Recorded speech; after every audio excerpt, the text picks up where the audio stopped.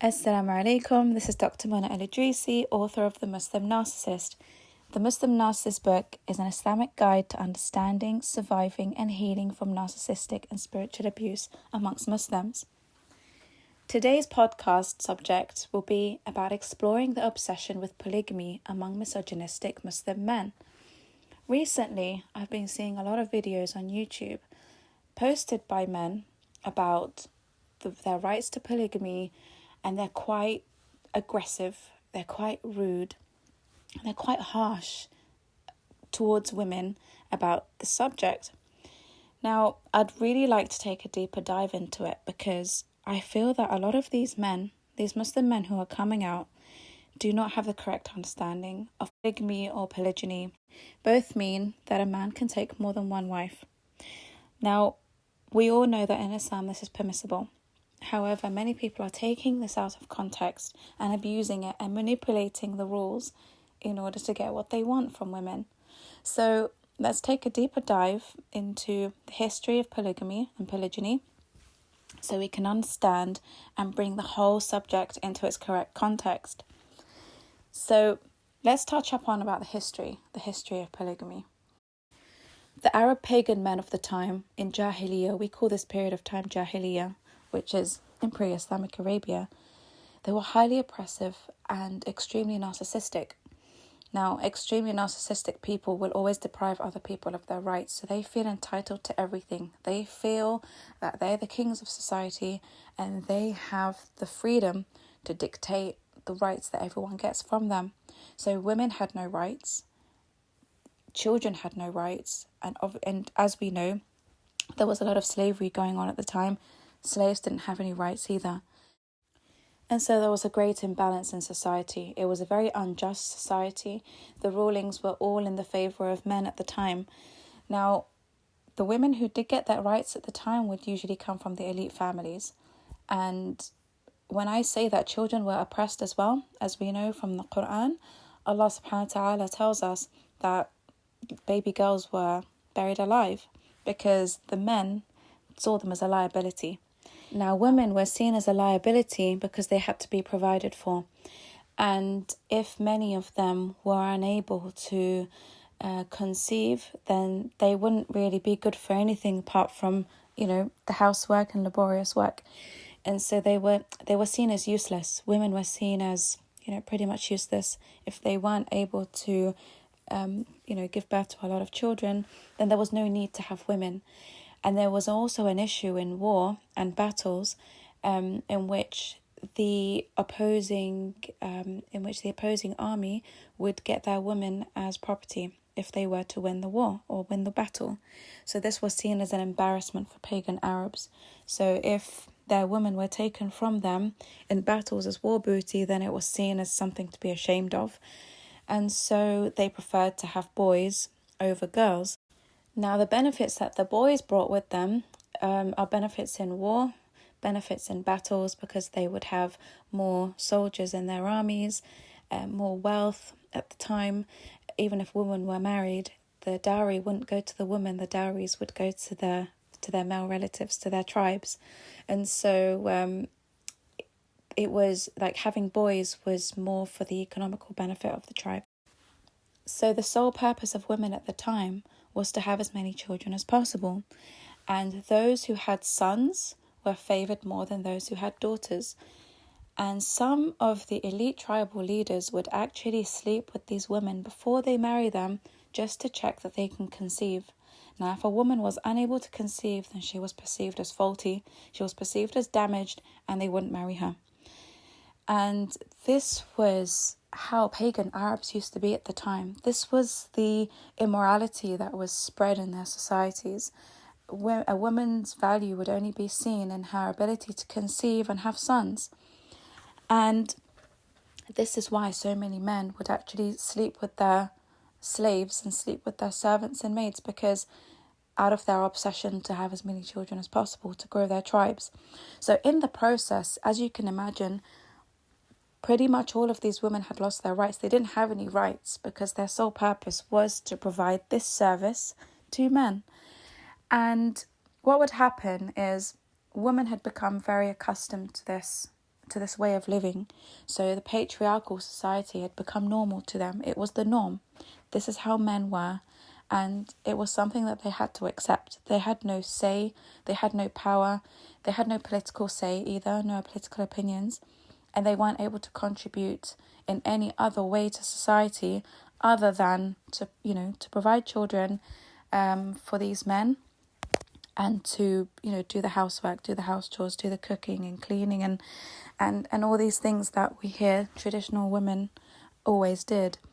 And a lot of these women actually did a lot of laborious work. So if they didn't have slaves, then the women, the wives, would be doing all the labor work, going out to find water, going out to harvest crops, going out to feed the animals and sew clothes. And women really had it hard back then. And the men were ruthless. The men didn't have any mercy towards these women. And it was the women who were unable to conceive who were forced to go out and do all this laborious work. And many of them at the time actually had many mental health issues too. Because as you can imagine, if women were made to feel worthless because they were unable to conceive, then can you imagine all the mental health problems that they had at the time as well because of that? Alongside all of the women who would be in absolute fear every time they went into labour, because they were terrified that the child that they were about to give birth to would be a girl. And if the child was a girl, then they would know that in most cases the baby would be taken away from them and buried alive. So there is a lot of toxic emotions and a lot of toxic ideologies that have been passed down through women until today, because women were forced to contain all this negativity within them. They were forced to accept it. They were forced to accept that this was how society was. This is how men were. So when the Prophet Muhammad ﷺ, when he came to reform society, when he came to civilize the pagan Arabs, he found it to be the most difficult task. And Allah subhanahu wa ta'ala had given the difficult task of civilizing the pagan Arabs to the Prophet Muhammad ﷺ because only he could do it. We're talking about civilizing men who used to pass down their women in inheritance. So if a man died, then his sons would inherit their stepmothers, and they would deal with them as they pleased. So they could either remarry them or they could give them away to other tribes in return for big dowries. So women were seen as business transactions. Women were seen as a commodity. Women were seen as objects to inherit. And this is horrific. This is a horrific practice that was considered to be the norm at the time. And the fact that men had so many women too, had so many wives and mistresses and slaves and maids and servants, meant that these women would definitely not get their rights. So if the woman was from an elite family, if a wife was from an elite family, then she would be the only one who'd get her rights and get treated well. But the rest of the wives wouldn't see their husbands. The rest of the wives would be left to the raising of the children. They would have that sole responsibility of dealing with the home and dealing with the children, because the husband didn't have any time. He had to get through all his other wives who wouldn't see him for months. There were women who didn't see their husbands for months because these husbands also had other work to do. They had political projects to work on. They had battles to participate in. They had loads of things to do. However, men would possess a lot of women, a lot of wives, but they weren't actually involved with them. They didn't actually give these women their rights in terms of physical needs and emotional needs and spiritual needs too. So, and financial needs as well. The financial needs were always an issue when spread across so many women that even the men can't count how many they have, and they don't even know their names.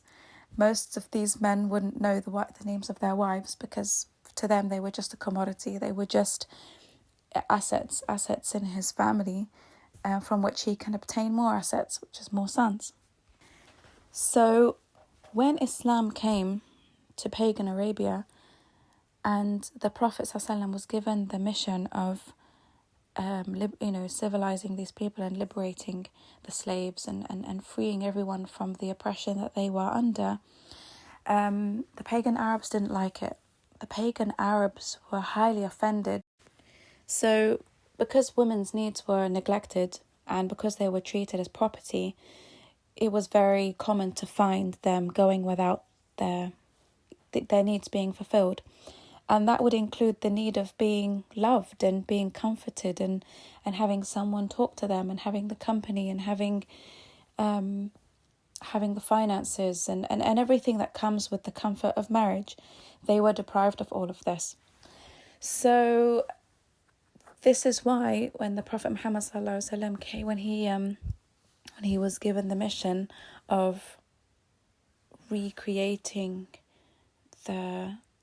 the justice framework in society, he found it very difficult because there was just so much to deal with. And so when the Prophet Muhammad ﷺ, when he tried to encourage people to accept Islam, he wanted them to do so because it would give them a better society to live in. It would give them a moral society to live in. It would help women obtain their rights, and they'd be happier, and it would be a healthier society. However, the pagan Arab men outrightly refused it, even though they knew the Prophet Muhammad ﷺ to be a Sadiq al-Amin, which is the most truthful. He was known to never lie. In his community, he was known to always tell the truth. So they knew he came with the truth. They knew that previous prophets had come and gone, and they knew that he wasn't lying about, when he taught them about Allah.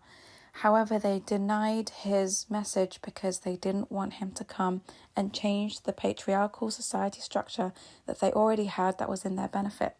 Now, they knew that if women obtained their rights, if women were no longer treated as property, if slaves could be freed, then the men would lose their power. And they wouldn't be able to grow their tribes and have the political power that they always crave. And so they rebelled against the Prophet Muhammad ﷺ. They didn't want to be on the same level as the slaves, because they knew, these tribal leaders knew, that the people who would be the first to embrace Islam would be those who are oppressed under the pagan Arabs. So they would be the slaves, they would be the women, they'd be the younger generation of girls who would want to leave the toxic pagan society and embrace Islam as a way of life, because they've got their freedom, they've got a new way of life, they've got hope, they've got ambitions, they've got dreams, they've got better men to marry. So the Quraysh tribes fought the Prophet Muhammad ﷺ bitterly. They fought him to the end because they did not want him to come with this new healthy framework in society that would change everything for them. And his own uncles, as you know, they rebelled against him as well, and they tried to kill him, and they tried to get rid of they did punish everyone who had embraced Islam, and especially their slaves. So if they found out that the slaves had embraced Islam without them asking their permission to do so, then, as you know from history, the first martyrs were the slaves, and the first martyrs in Islam were those who were considered to be weak in society. So with Sumayya radiallahu anha being the first female martyr, because she refused to be a part of the pagan society, this patriarchal, obsessive society. Now, unfortunately, we are seeing a lot of that oppression come back to our societies in 2022. And I will explain how that's happened in a bit. But what I'm trying to say is that because men are treating women as property, they're continuing to treat women as property, we are going back to that Jahiliyyah mindset. We're going back to polygamous relationships being seen as being in the benefit of men and not in the benefit of women. Now, there are some men who do it well. There are some men who are capable and able to give women all their rights in polygamous relationships, and I think that's fantastic if they can. However, the majority can't. And even Allah subhanahu wa ta'ala says in the Quran that the majority of men will not be able to. Even if you want to do it, you are not able to treat multiple wives equally. It is better for you to have one, so that you are not accountable in front of Allah for the injustice that you cause between them. Now, when the Prophet Muhammad ﷺ, when he came with the message of Islam to the pagan Arabs, he told them that Allah has permitted you to keep 4. So the ruling of polygamy didn't actually come from Islam. It came as Allah's way of meeting the pagan Arabs middle ground, on middle ground. So instead of going to tell them that you can only have one wife, Allah knew that they would never accept Islam if they were told that. So if they were used to having 20 wives and all of a sudden the Prophet Muhammad ﷺ is going to them and telling them that Allah has told you that you can only have one wife, then they would surely not accept Islam. So Allah said to them that it would be permissible for them to have 4 wives so that they could be just towards them all during the week. So if there are 7 days in the week and each wife gets 1 night a week or 1 day a week, then he would have 3 extra days to go out and participate in political gatherings. He would be able to participate in battles. They used to go to war. They used to be, the tribal leaders used to go themselves into battle with their soldiers, and also to spend time socializing. So it would give them 3 days to do that and 4 equal days to spend with their wives and spend with their children and their families. So it came as a just and fair suggestion in meeting the middle ground. So you can have your 4 wives, keep 4 of them, but as long as you're giving them equal rights, then you'll be fine. You'll be, this will be acceptable. However, they did not accept this. So the Quraysh tribal leaders did not accept this at all. They found it absolutely, they found it absurd.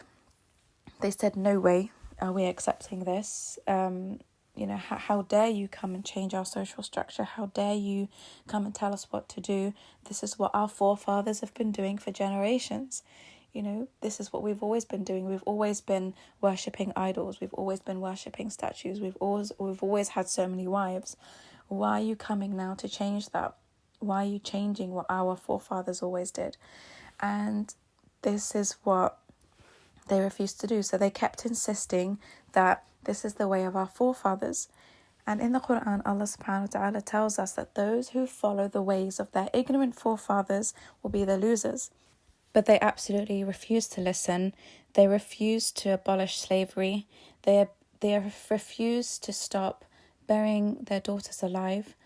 And even though the new social structure would have been in their favor, however, they knew that if the majority of people who would be embracing Islam were the poor, the slaves and the women, then they would know, this is how they thought at the time, that if we embrace Islam with them, then we're all going to be on the same level.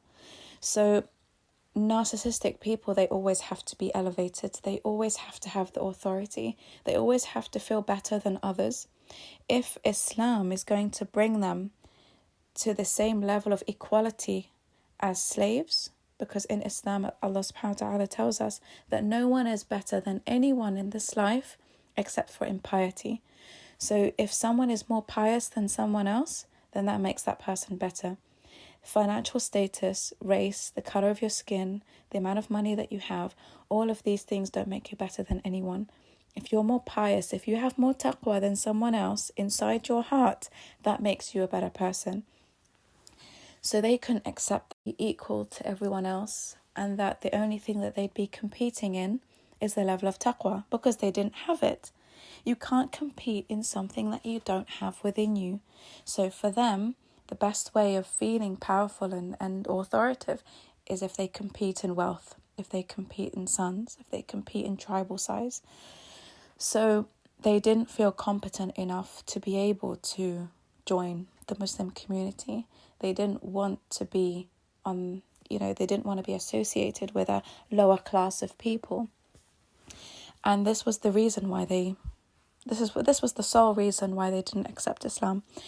So, and if we think about it as well from a social perspective, Allah subhanahu wa ta'ala did not allow them to, he didn't tell them that they had to keep only one wife, because if they were to divorce all their wives, then there would be a social dilemma now.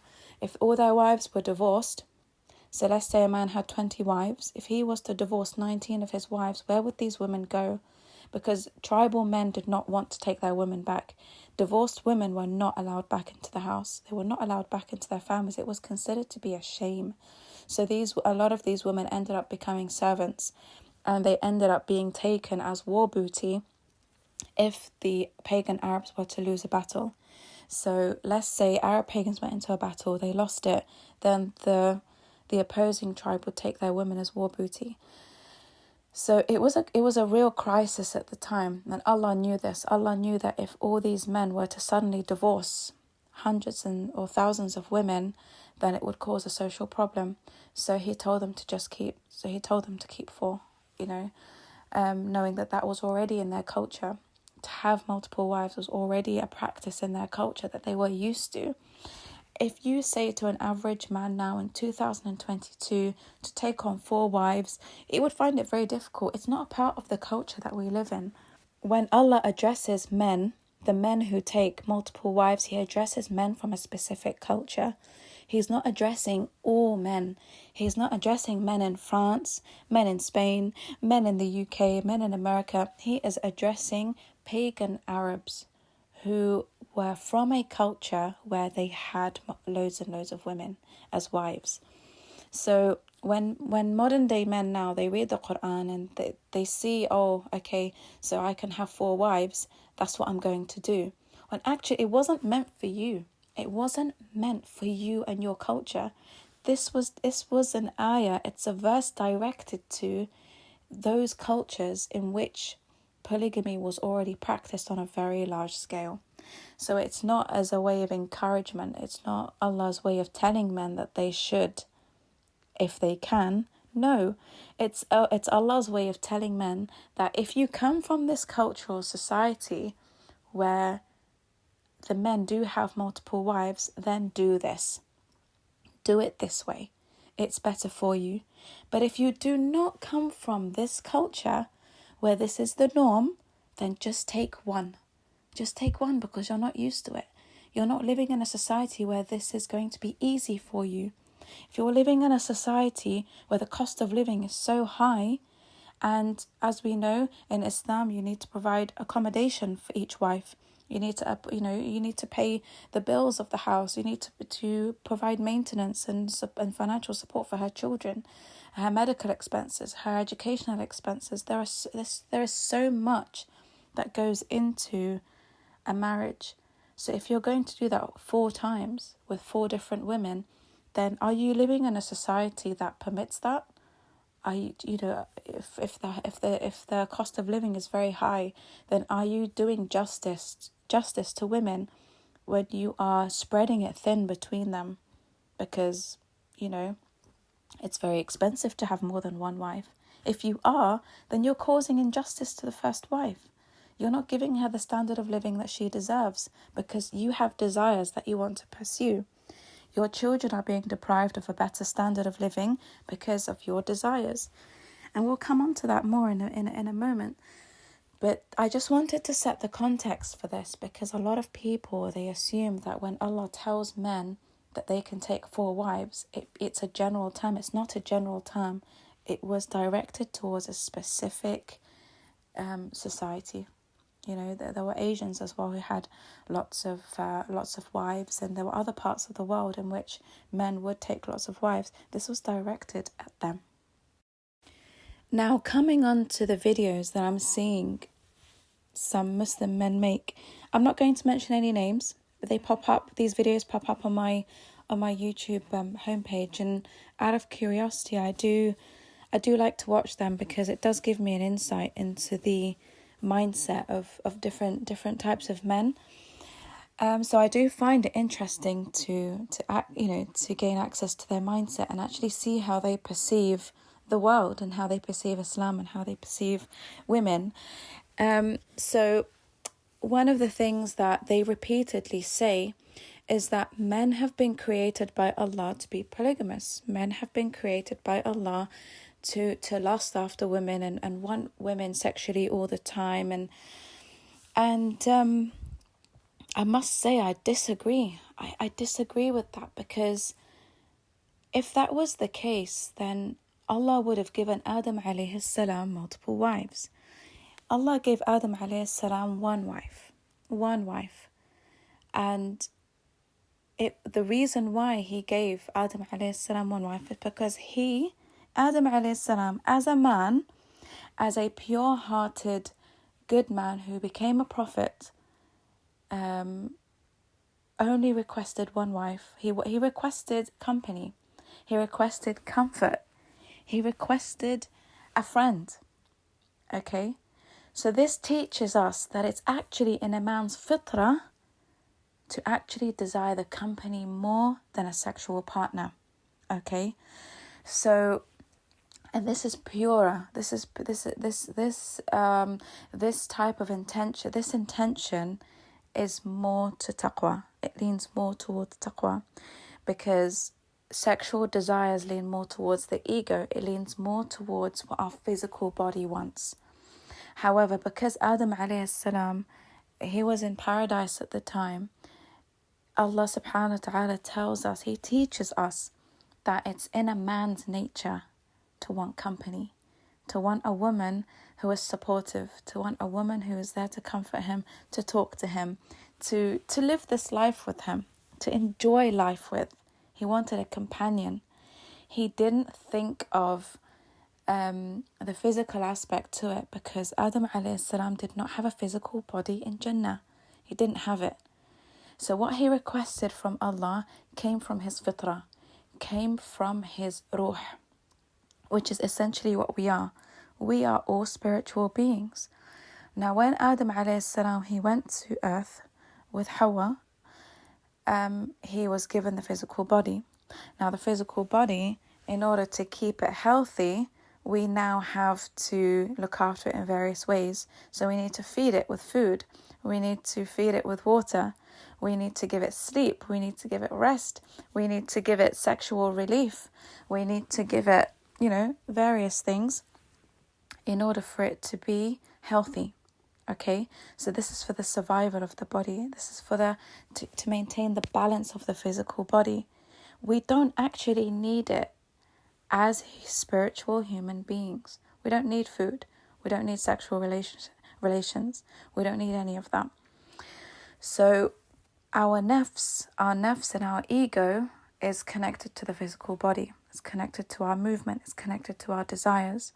So when a man says that men have been created to lust after women, to want as many women as possible, no, that's not true. That's not how Allah created men. Allah created human beings to have taqwa. Allah created human beings to have a purer desire for partners. He didn't create us to be like animals. What is the difference between us and animals? It's our aql, our intellect. Now when Allah gave us intellect, He gave it to us so that we can make a difference in the world. He gave us a brain. He taught Adam all the names of everything in this dunya so that we can teach, so that we can build, so that we can form communities and societies, and we can spread the word of Allah. Okay? That is the reason why Allah gave us intellect. Did He give animals? Did He give animals that mission? Do you see animals going out and making a difference in the world? No, they don't. And the reason why they don't is because Allah has not given them that intellect. He has given them physical capabilities of reproducing on a large scale if they're prey animals. So if you look at prey animals like rabbits, for example, they reproduce all the time. They're mating all the time. You see dogs mating in the street. They don't have that sense of shame. They don't have a sense of morality because they don't have aql. So chickens have to reproduce on a large scale. in order to cater for the needs of humans and their predators, in order to keep the food chain going, in order to keep the circle of life, that's what the circle of life is all about.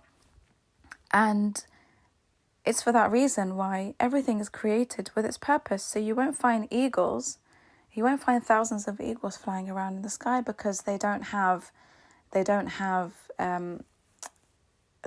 predators that will eat them. So there's no need to have many of them. They don't have that reproductive capability like rabbits. So rabbits, because humans and birds of prey and other animals eat them, they have the ability to reproduce on a large scale, and that's why they're mating all the time. They don't have other things to do apart from eat, sleep, and mate. So Allah did not want us to be like animals, to eat, sleep, and mate all the time, and just think of having more children and just thinking of our sexual desires all the time, pursuing sexual desires. This is not how humans were created. When men say that men have a lustful desire towards women, yes, that comes from your body, that comes from your nafs, that's natural. Some men have it more than others, yes. Some women have it more than others. Some women lust men more than men lust them. It has nothing to do with men and women. It's just that men are weaker. Men are weaker in the containment of their sexual desires. So men are more likely than women to commit zina, whereas women, because of their haya and their modesty and the way that society has been structured, they're more likely to not commit zina, even if they're feeling the sexual urge more than men. So the men, that is why in Islam there's a lot of emphasis on fulfilling the sexual rights of men within marriage, because men are weaker than women in the sense that they are less able to contain their sexual urges like women can. And as human beings, as spiritual beings, we are meant to be in control of our bodies. We're meant to be in control of our nafs. We are meant to have better things to do in life than to worry about how many women we're going to marry. If a man was truly busy with his time doing productive things and making a difference in the world, I'm telling you, he wouldn't have this obsession with getting multiple wives. And so a lot of these men in these videos, they are promoting the fact that, men should go out there and they should be high earners and they should get, gather the wealth that they need in order to qualify them to have multiple wives, because they know that high value men are those who obtain, the number of wives that they want. And which is true. The more wealth a man has, the more he's able to financially look after his wives. But it's not all about money. A lot of these men are misogynistic. They don't understand the true needs of women. They just believe that if they had enough money, if they had enough wealth, they could get all the young, beautiful women that they want to marry them. Which could be true. There are lots of materialistic women out there who will marry men who have a lot of money. I'm not arguing that. That's a different topic. However, what I'm trying to say is that when a man takes on more than one wife, let's say he has the money to do so, he will be rewarded for financially providing for 4 wives. But can he emotionally provide for them too? Is he going to be their best friend? Is he going to be there for them and provide comfort for them and be there to teach all his children about Islam, about morals? Is he going to take all his children to the mosque? Is he going to be able to invest in providing a wholesome experience for his children and his wives of what being in a family should be, of what having a husband should be? I'm telling you, 99% are not able to do this. 99% of men are unable to do this, and this doesn't come from me. This comes from Allah telling men that. He says that the majority of you will not be able to do this, to pull this off properly. You might be rich, you might be able to provide for women. However, are you able to give women what they actually need? Besides their financial rights, do you have that level of empathy? Do you have that level of care that level of stability? Are you healthy in yourself? Do you have a disorder? Do you have mental health problems that need solving before you get into a marriage? The majority of men don't. A lot of these men who are chasing their desires because they are, and these men are saying, they're advocating for the fact that, if you've got a lot of wealth, then you can get the young, virgin, beautiful women. You can get them, because I deserve it. That's what I deserve and that's what I want.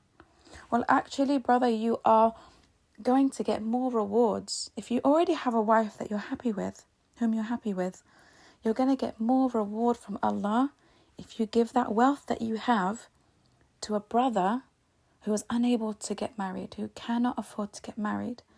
Give him the money to marry a young, beautiful, virgin woman. You don't need it. You don't need it. And if you really wanted to practice polygamy in the best way possible, then you need to marry someone who is actually in need of you. A young virgin woman has many offers, many offers of marriage from men who desire her. She doesn't have an issue getting married. The women who have issues getting married are the widowers, the single mothers, women who are in domestic violence shelters because they've been so badly abused by men before, women who are in homeless shelters, women who come from war-torn countries. These are the women. If you want to practice polygamy, you will get reward. You will get a reward for marrying these women. Marrying a woman from a domestic violence shelter who has nowhere to go. She's got no money. She's got children to look after. She doesn't know where to go.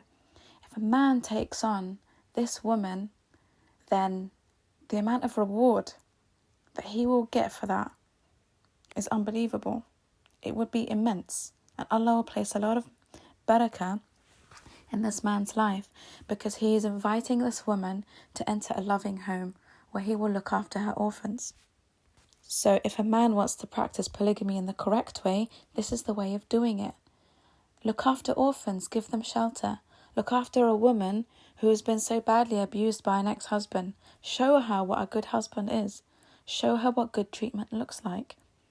If polygamy, if you really want to follow the sunnah, then that's the way you do it. And actually a first wife, you will find that a first wife will be more accepting of your second marriage to a woman like this than if you were to marry someone much younger than her, who's a virgin and who's pretty.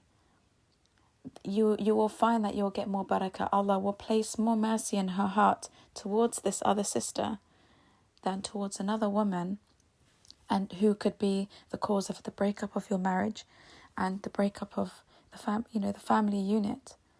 So I feel like a lot of men don't balance this out properly. They don't understand the true meaning and the true purpose behind polygamy. The Prophet Muhammad ﷺ, this is how he practiced polygamy. He married women who were widowers. He married women who were in need of him. He married women for their benefit. It wasn't in his sexual benefit. He married women who were in need of being taken care of. And that's why he was the best of men, because he looked after people who were in need. So if people really want to follow the sunnah, then look at your Prophet first. Look at him first and look at the types of women that he married. Yes, he married Aisha radiallahu anha when she was young and she was a virgin, but she was his only virgin wife.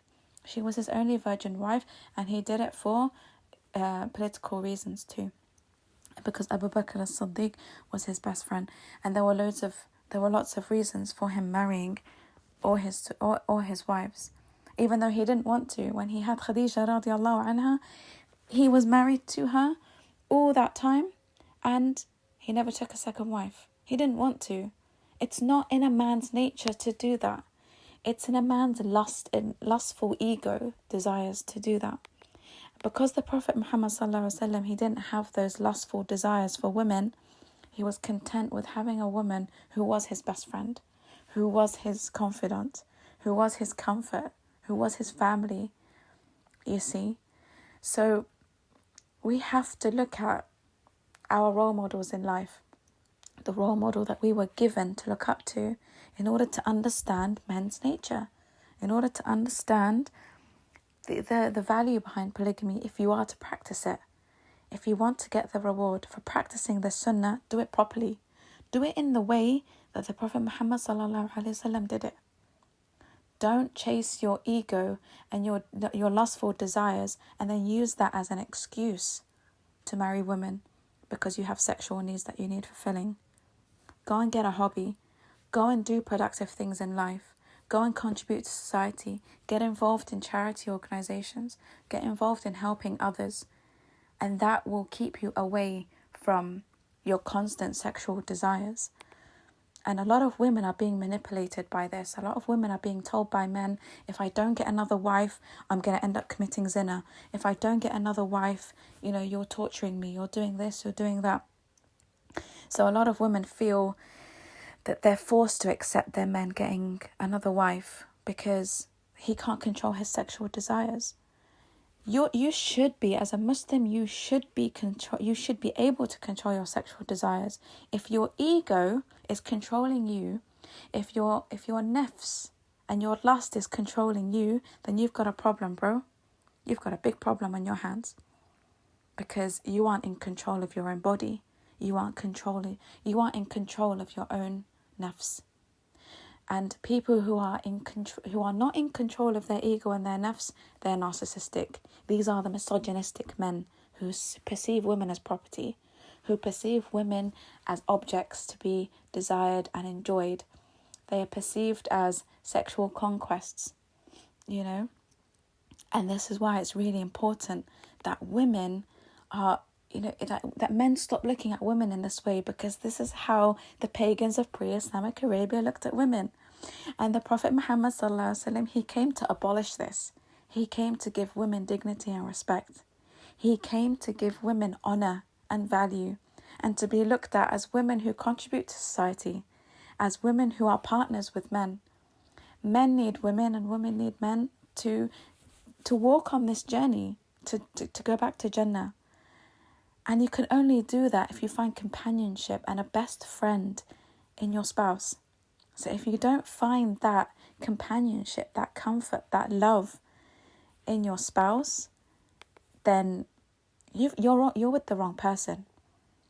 Because this is what Adam alayhi salam requested, and this is what Muhammad sallallahu alayhi wasallam had in his wife. He was the happiest with her because he found a best friend in her. And that's all he needed. The physical needs come with marriage. They're a part of the package in marriage. Sexual relief comes as something that we get to enjoy within the context of marriage. It should not be the reason why someone gets married.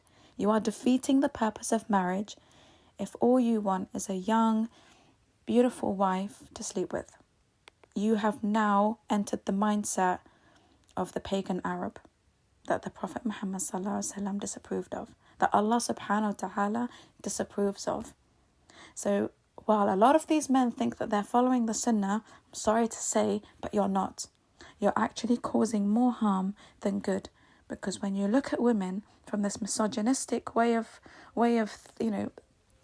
thinking, then you're harming women more. You are making women hate the idea of polygamy. You're making women less likely to accept it.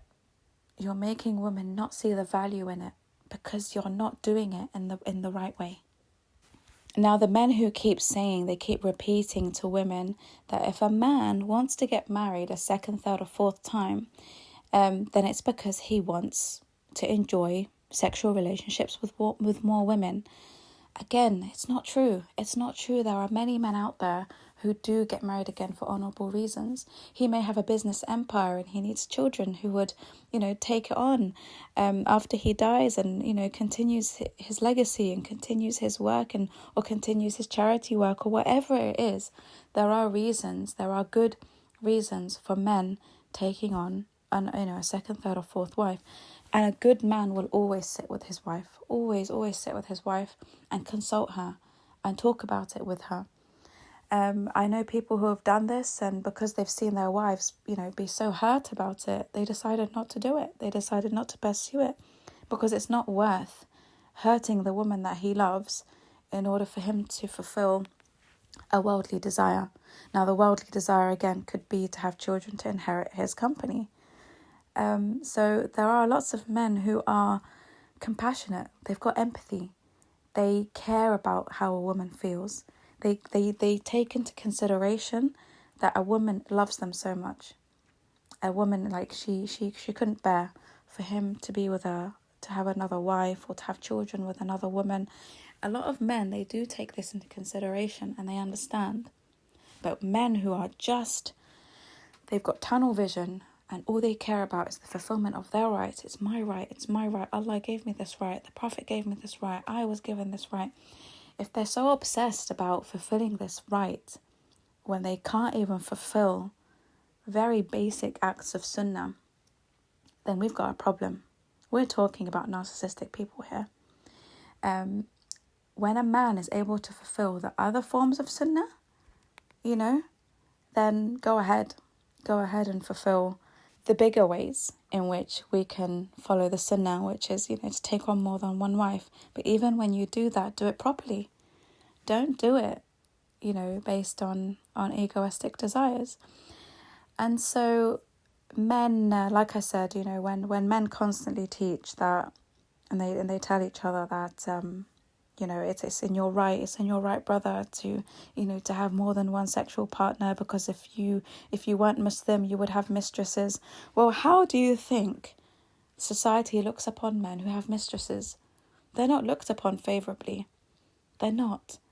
Adultery, fornication, zina, all of these things, disloyalty has always been a trait of a coward. A trait of a coward who is unable to sort out his problems in a mature way, by communicating his problems, by communicating the issues and talking about the issues that he has with his partner.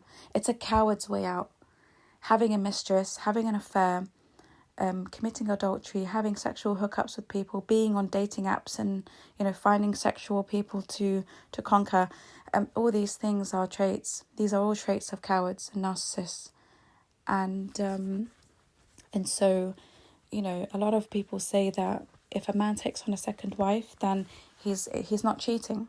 He's not being disloyal. Well, actually he is, because he's entered a relationship with someone and this person trusts him.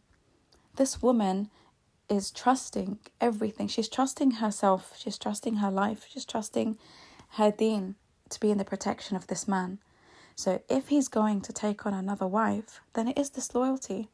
You are now breaking the trust of someone, even if you're doing something halal. Because you haven't shared something so big with your partner, you have now broken the trust. You are now a dishonest, disloyal, cheating person. You are. It doesn't matter in regards to what you're doing is halal or haram. If you're hiding something so big that can affect the life of the partner, the person that you're with, then I'm sorry, but this is cheating. This is considered to be cheating, because this is the person who's living with you. This is the person who is meant to be your companion in this life and the next. So to do something like getting married to someone without them knowing, yes, it is cheating. Yes, it is a huge gesture of disloyalty. When it comes to our physical desires, there are people who enjoy food so much they wish they could eat and eat and eat and not get full, because they're enjoying food so much. There are people who love drinking alcohol so much. Like, it surprises me how many pints someone can drink of beer and still keep going. It's a physical desire. Some people are like that with sex. Some people, they enjoy sex so much that they just want so much of it until they become satisfied. And in most cases, they're not. Because every day your body is renewed, your body gets reprocessed, and you get hungry again, you get thirsty again, you desire sexual relations again. It's something that will never end. Our physical desires will never end until the day we die. However, excessively wanting something, excessively eating, drinking, and having sexual relationships is not good for us. It's not good for us. Anything that comes in excess is not good for our physical health.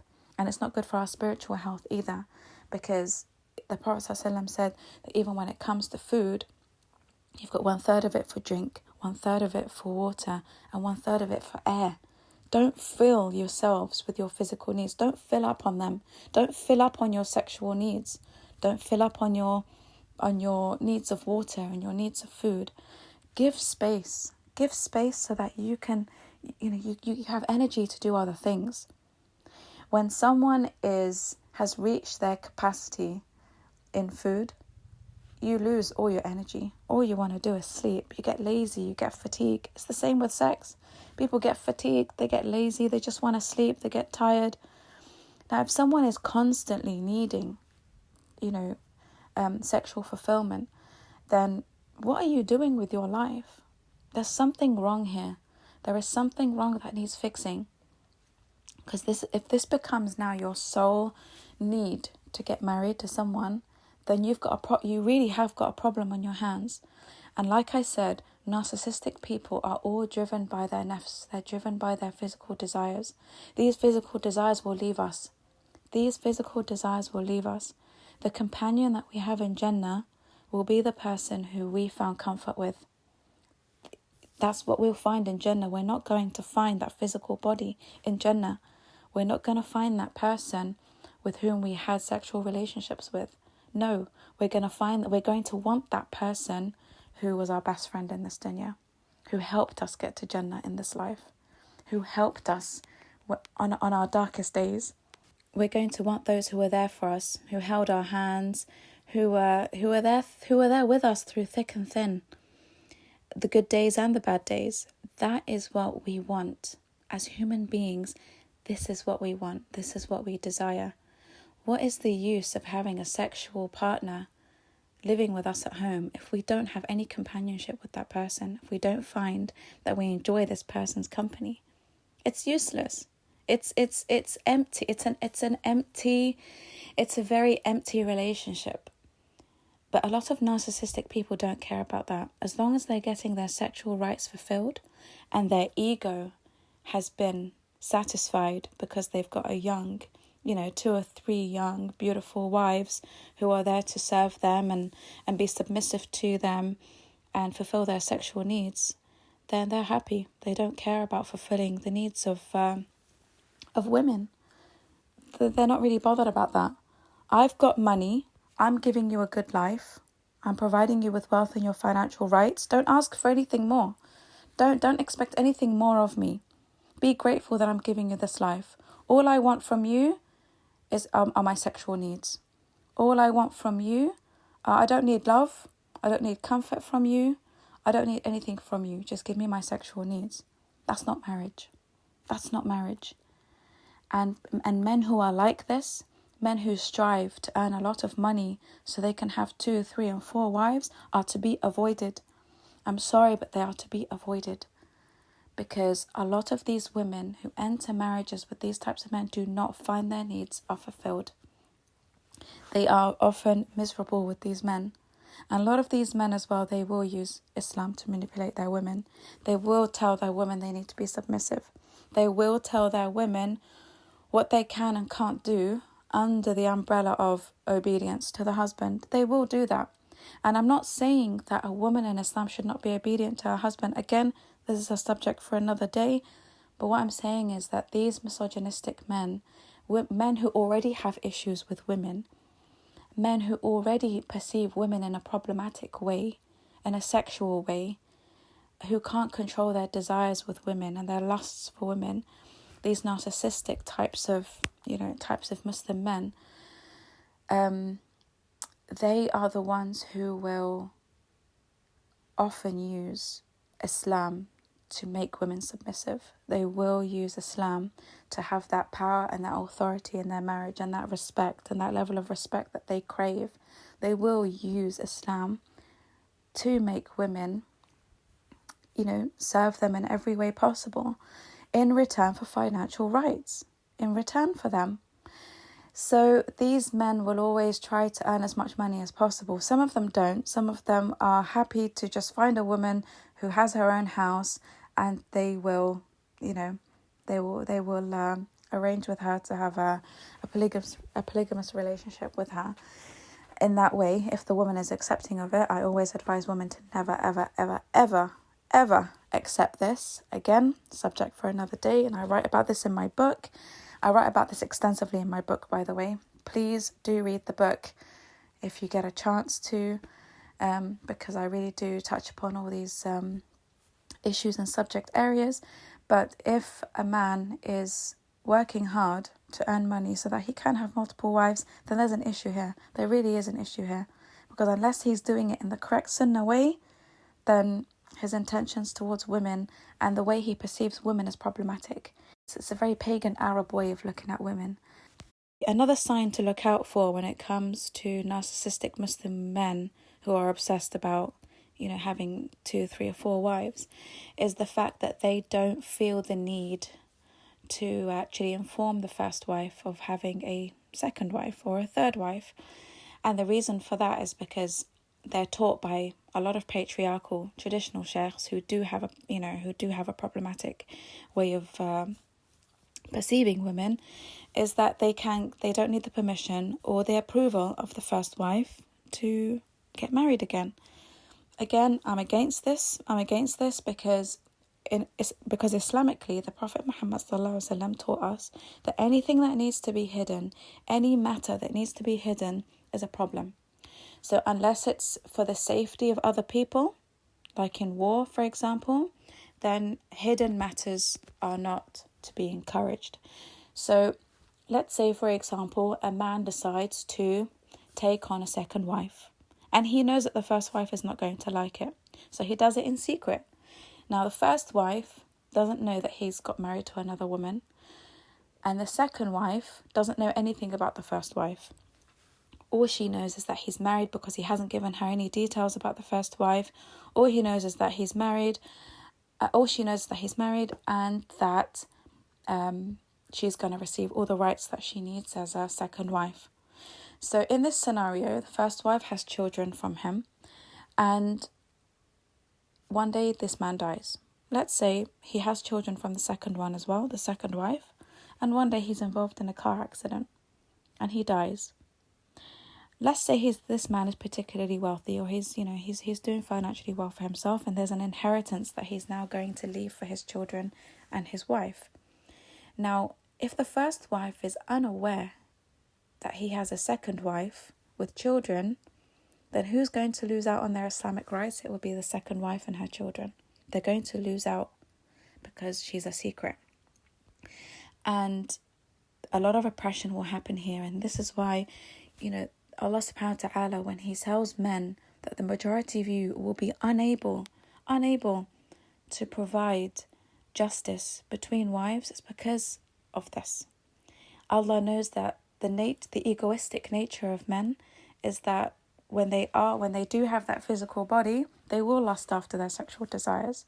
He knows that the intention of men will be to marry for sexual needs, for the fulfillment of their sexual needs. And Allah subhanahu wa ta'ala also knows that a lot of women will not be approving. They will not like it. They will not like it if their men whom they love want second and third and fourth wives. And so Allah subhanahu wa ta'ala knows that a lot of men will do it in secret. So if men do it in secret, then a lot of oppression will happen if he dies or if he is not giving equal treatment to both wives. So Allah tells men to avoid it. Avoid it so that you do not come to me on the day of judgment accountable for all the rights that you have deprived of the people who are under your care. Don't do it to yourself. You are causing oppression against yourself when you enter such a problematic and complex relationship dynamic. A lot of married narcissistic men will also love bomb women and get them to agree to get involved in multimarriages, misogynistic and urfi marriages. Now, the difference between these marriages and a traditional normal marriage is that these women aren't provided for, like the first wife is. So he won't provide a house for her. This is in the majority of cases. Some do. But the majority of men who can't actually afford to have more than one wife will agree with a woman or manage to manipulate or convince a woman that in order for them to continue their relationship and so that they don't get into haram, they need to do the nikah. And if they do that, then he would be unable to provide a house. He would he would be unable to do all those things for her. However, he will be there for her, emotionally, sexually, and all those things. And in these cases, if a woman is desperate for her husband, and she really needs, she needs a man for whatever reason it could be, then she'll agree to this. And it's also something women agree to when they're so in love with the man. So if they're in love with a married man and he gives them this offer, which is, I can't marry you in the normal traditional way. However, we can do the marriage, but I come and visit you in your house, but the woman will miss out on so many rights that the first wife is getting. And this will cause problems later on down the line when the woman feels that she's getting the short end of the straw in the deal. And these marriages often end up broken. If the first wife finds out about the second wife, she will demand that he divorces the second wife. So it's always the second wife who usually gets divorced and, again, has nowhere to go, gets the bad end of the deal. And in a lot of these cases as well, because people aren't involved, they will get the way that these marriages are conducted are. I've heard that people have been married in university car parks this way. They've just grabbed 2 or 3 men to be witnesses. Someone who facilitated the nikah ceremony. He's not a sheikh, he's not an imam, and they did a verbal contract. Now, a lot of these women are getting divorced by text, divorced by voice note, divorced by phone, because for them it's just like having a halal mistress. I always tell women to avoid men who ever offer these types of marriages to them. Secret marriages and marriages in which they're not receiving all their rights should be avoided. Even if the woman is accepting of foregoing some of her Islamic rights, such as a marital home being provided for her, she will end up regretting that later. She will end up resenting the man for that later when she sees that he's actually providing all that for the first wife. So I cannot stress enough how much these marriages need to be avoided, how much these types of men need to be avoided, and how women really need to have standards for themselves and not accept these types of relationships in which men are just fulfilling their sexual needs. That's all it is, because he's unable to provide for more than one wife. So if he can get away with it, if he can manipulate a woman, make her fall in love with him and get her to agree to enter a marriage with him in secret in this type of way, then he's the winner in the situation. He's getting everything that he wants, and he can exit the situation whenever he needs to, because there's not a big loss in there for him. And a lot of these men as well will tell these women that they don't want children from them. So there could be a condition that there's no children involved. And sometimes when these women get pregnant and have children, they will find that many of these men will abandon them. They will not take care of their children, and they're unable to take it to court because they have no evidence of a marriage. So please stay away from these types of men. And there are men as well who have already made the decision to get married. So they will go to their wives and they'll say, I'm getting married. Whether you like it or not, it's something that I'm going to do because it's my right. Again, this falls under spiritual abuse. And a lot of men will argue with me about this. They'll say, no, this is not considered to be abuse. This is spiritual abuse. Because now you've put your wife in a position where she's forced to accept something she doesn't like. She's forced to accept something she doesn't need to accept. She has the right to leave that marriage if she doesn't like what you have decided upon. She has the right. She's a human being. She's a human being with opinions, thoughts, and desires. Just because a man wants something does not mean that a wife has to accept it if it doesn't suit her lifestyle and it doesn't suit the marriage that she wants to be in.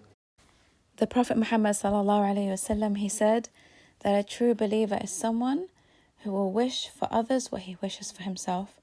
So if he's already been blessed with the rizq of a good wife, and I can afford to have another wife, but I've got my brother who's suffering. I've got I've got a brother, I've got a friend, he's suffering because he's unable to afford marriage. I'm going to give it to him. I'm going to share that blessing with him. Yes, I could have got myself another wife. Yes, it would have been nice to have another wife, but I'm going to give that to my brother. That is the way Muslims should be. This is how we're meant to be. This is what Islam is meant to teach us. However, everyone is out there, well, narcissistic men are out there to fulfill their own selfish desires. They don't care about the men who are unable to afford it. They don't care about all of that. All they care about is, if I can have it, if that's my right to have, I will take it. I will take it in any way possible. I will use any excuse to do it until I obtain what I want for myself, because it's good for me, because it's something that I want to enjoy. But unfortunately, I think a lot of men don't take into account the consequences that can come out of this. A lot of men as well, they might not keep it a secret. They might just threaten their wives. Every time their wife does something wrong or upsets her husband, he'll say, well, if you don't fix up, I'll get married again. If you don't fix up, I'll get married again. This is spiritual abuse. This is spiritual abuse, because you're using something completely out of context to torment someone emotionally and to make someone resent Allah for allowing men to have that, giving men that license to marry. But again, the license is given to specific types of men. There are exceptional men who are able to facilitate marriages and cater to all the needs that all women's needs. They're able to give the financial, emotional, mental, spiritual needs to a woman. These are exceptional men. If you really want to know what a high value man is, it's a man who can not only provide a very good standard of financial living, but it's also a man who's got empathy, also a man who is able to give so much love to someone, and who's caring, and he's God-fearing. He's someone who really fears Allah and loves Allah in the way he deals with people. That's a high value man. That's an exceptional man. An exceptional high value man is not someone who's made it in life financially. That's not who a high value man is. A high value man is a believer. He's a strong believer who has tawakkul. He's someone who's there to help people. He's out there to help people. And he cares about others. If you don't have that empathy, but you're a high earner, you're successful in life, you've made it in the business world, it doesn't mean anything. It means something in this dunya, but it means nothing to Allah.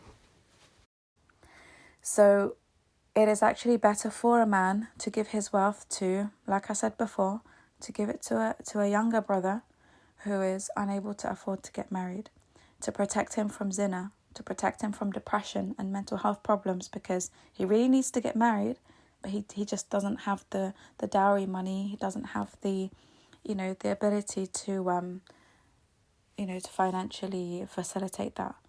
So if a man was to give money to a younger brother to do that, then he will get so much reward for helping a man protect himself from zina. Now, the only men who do that are non-narcissistic men. These are men who actually have taqwa in them. Narcissistic men won't care. He will have 3 wives, and he will still be looking for the 4th wife who is young, pretty, and virgin, because he believes that he deserves that for himself. He's entitled to it. So please, please, please reevaluate. You need to reflect on this.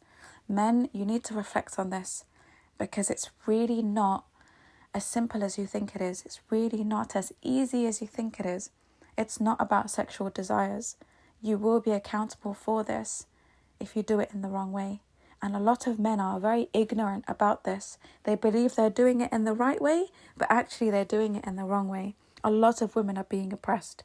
A lot of women are being deprived of their rights, and a lot of children are being deprived of their rights because they don't even know they've got brothers and sisters. Can you imagine how corrupt that is? Can you imagine how messed up that is when you have children from a second wife who don't know that they have brothers and sisters from the first? And then if that man dies and the second wife is still kept a secret, these children will never know until one day by coincidence they find out that they've got brothers and sisters. It can't be right that second marriages and third marriages and fourth marriages are kept secret. The first wife has to be consulted. She has to be told. She has to be informed. There has to be a civil sit down about this. And look, I feel like I need to get remarried because of X, Y, Z reason. And this is a discussion that you have with your wife. This is a discussion that you have out of, compassion for her feelings too. You will gain nothing if she files a khula against you because she no longer wants to stay with you. You will gain nothing if your family is broken because you are you're chasing your sexual desires and because you feel entitled to have the 4 wives that Allah permitted you to have. This is not Islam. This is not Islam, and this mindset is crippling our ummah. It's crippling the relationships and marriages that we have amongst us as Muslims. Divorce rates have gone up so high. We are now living in a time where divorce rates are at their ultimate high. And the number of marriages are falling. Why? And the majority of these divorces that are happening are being initiated by women. They're being initiated by women in khula because a lot of them are being oppressed. A lot of them are being deprived of their rights. Again, subject for another day, but if you look at Sharia court statistics, you will find that the majority of divorces are initiated by women. Are they all fair? Could you say that they're all fair and that women have just reasons to ask for a divorce? No, there are women who ask for divorce for trivial reasons. I know this. But there are also a lot of women who are asking for a divorce because they are being deprived of their rights. They are finding out months, years later that their husbands have married 2 or 3 women that they know nothing about. How can they continue living with someone like this who they can't trust? They can no longer trust anymore. So it's a lot to think about. It's a lot of food for thought to think about. But I wanted to give my opinion on this because I did write about it in my book, and I feel that it's a subject that people really need to reflect on and really need to understand more, because the more women accept to enter polygamous marriages with narcissistic and misogynistic men who perceive women as sex objects to be enjoyed, then the more issues we're going to have in our societies, which will include more divorces, more divorce cases, amongst loads of other issues, family issues. So men really need to think about their purpose in life. Men really need to think. They really need to go back and read the stories of the prophets. They really need to go back and read the seerah of the Prophet Muhammad sallallahu alaihi wasallam. And if you really, really want to preach Islam, if you really want to be the best Muslims you can be, if you really want to be powerful Muslims, then be like him. Marry for the reasons that he did. Be the husbands that he was. Set that example to your children so that they can be raised in a better way according to the true sunnah.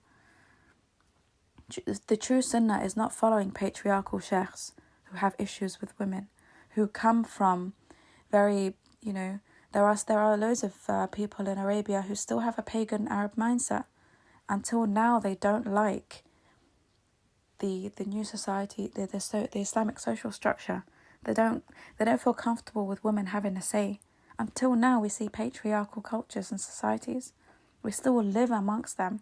There are still patriarchal societies in London, in Muslim communities, because there are people who are still unaccepting of a woman's the rights that women are entitled to, because it gives them power, it gives them a little bit of leeway, a little bit of leverage here and there. A lot of men still don't like it.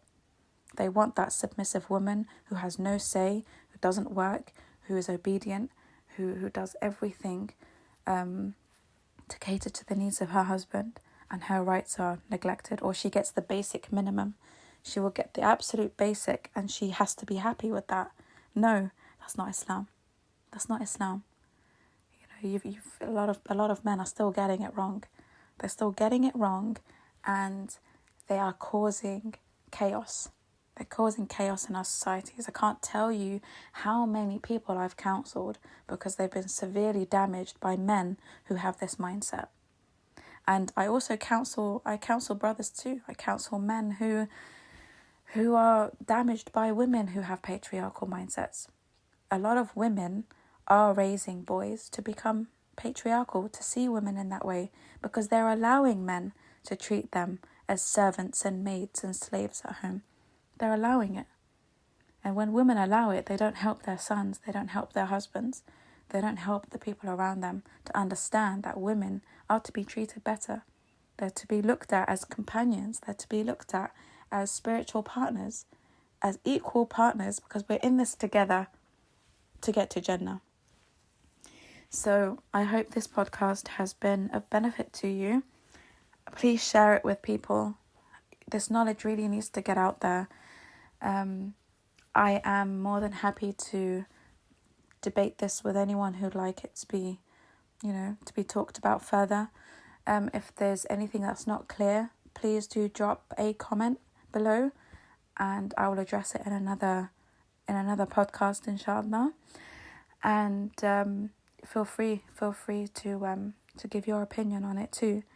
But this is according to my understanding of Islam, according to what I know about the Prophet Muhammad ﷺ and how he perceived polygamous marriages and how he perceived marriage to be and how he taught marriage to be. Allah subhanahu wa ta'ala told us that if a marriage does not have sakan, mawadda and rahmah, which is stability, peace, mercy, love, if these things aren't present in a marriage, then it's not a marriage. Do you think a man who needs his sexual needs fulfilled is thinking of sakan, mawadda and rahmah? No, he's not. He's not. He's thinking of one thing. He's not working hard to have a loving, healthy family home. He's not doing that. And that's why I tell people you really need to avoid these types of people, because, these are the people who are taking us back to pre-Islamic Arabia. These are the people they're dragging us back there. We don't want to go backwards. We want to go forwards. We need to go forwards. So, hope you've enjoyed the podcast. Please like the video if you enjoyed it. Comment below, your thoughts and opinions. And do subscribe to the channel, because I will be regularly updating the channel with new videos and podcasts and addressing various social issues within our Muslim communities. And until the next podcast, take care, and Assalamu alaikum wa rahmatullahi wa barakatuh.